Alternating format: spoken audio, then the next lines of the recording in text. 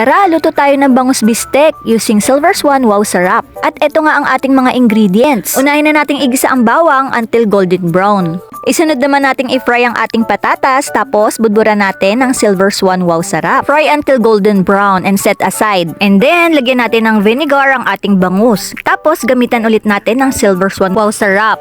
Tapos, i-coat naman natin ng flour before frying. Makakatulong din itong flour para hindi masyado matalsik ang ating bangus. At ayan na nga, i-fry na natin until golden brown. Tapos, set aside lang. At igisa na nga natin ang ating onion, tapos yung half nito for garnish later. Lagyan natin ng water, soy sauce, tapos ng pepper. And then, ilagay na natin ang sauce sa fish, tapos yung garnish natin na onion, tsaka yung garlic. Tapos, ilagay mo na yung potato on the side. Mas masarap nga with Silver Swan Wow Sarap. Less than 100 lang yan, try nyo na.